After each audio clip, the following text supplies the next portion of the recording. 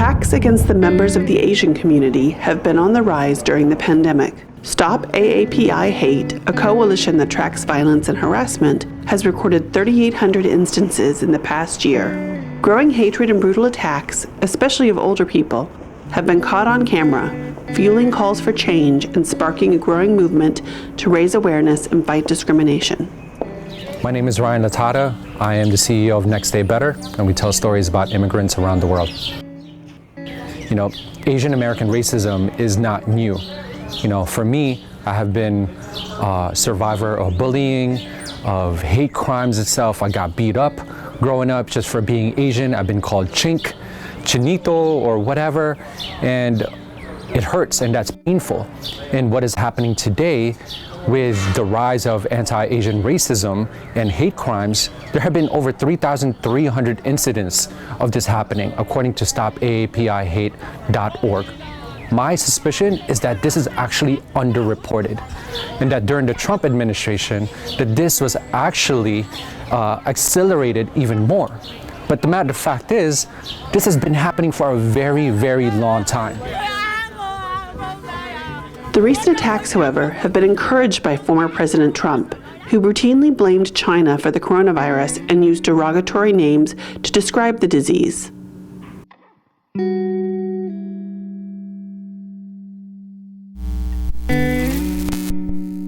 I would like to begin by announcing some important developments in our war against the Chinese virus. Why do you keep calling this the Chinese virus? There are reports of dozens of incidents of bias against Chinese Americans in this country. Your own aide, Secretary Azar, says he does not use this term. He says ethnicity does not cause the virus. Why do you keep using this? A lot of people say it's racist. It's not racist at all, no, not at all. It comes from China.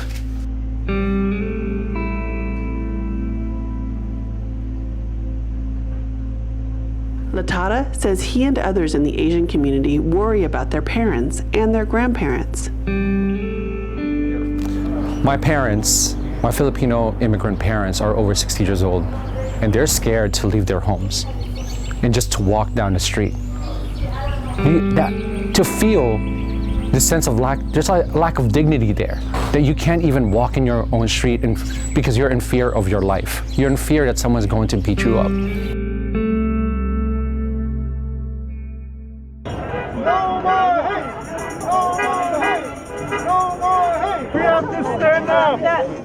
On a recent Sunday, thousands of people packed a small park in New York City's Chinatown to call for change. The all-day protest was prompted by the killing of 8 people in Atlanta. 6 of the victims were Asian women. Those attacks didn't stop in Atlanta. On the same day as the protest, 4 women from the Asian community were attacked in separate incidents, including a woman who was hit in the face with a metal pipe on the Lower East Side.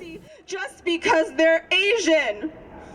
These are a few of the many necessary conversations on race and racism that must occur in all schools. Jamie and Julia Lee came because they wanted their 8-week-old baby to grow up in a world without hate. Both moved to New York City from Australia for their jobs. Seeing the violence against the Asian American population, particularly over the last year, has been really unsettling for us as a family. And I think particularly now we have a young son who is growing up in a country where it doesn't feel safe for him to be going out. It's really nice to see this many people come out and support the Asian American community.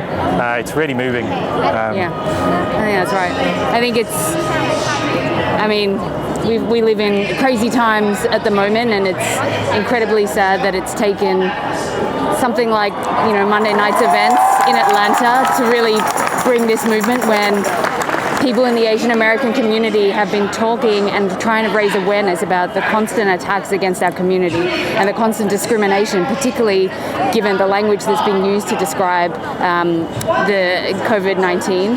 And I think it's a real shame that we've kind of got this far. But I'm really happy to have the support and to see people come out and to be able to support us, and particularly as a young family, it's critical now more than ever. We don't want to bring our son into a world where there's violence against the community. It's awful. 6 of them were Asian women. What happened there was nothing other than a hate crime. There was no coincidence.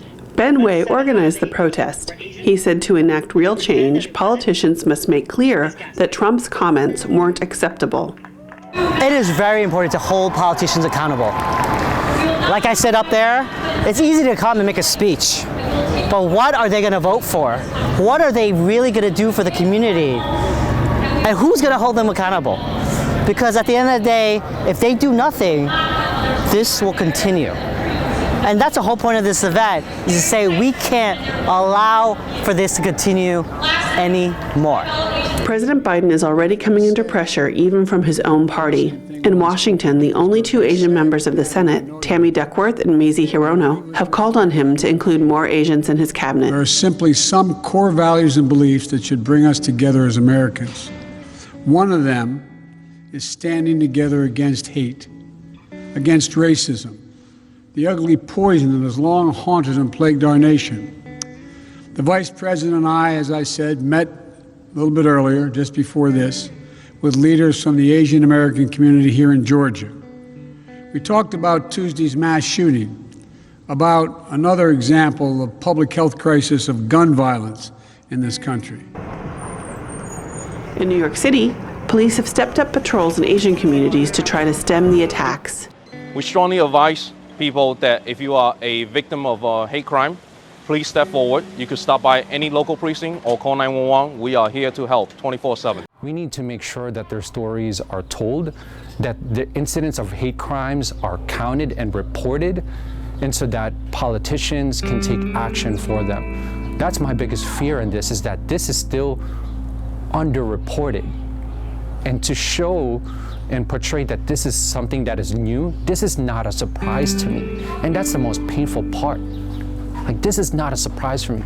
History, going back hundreds of years in terms of American history, shows that this has happened time and time again.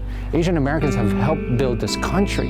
And that's the most painful part, is that, like, how and why are we not taking institutional, infrastructural action to not just like end systemic racism that plague our community, but I just want dignity for my community and for my child. And that's what this is all about for me.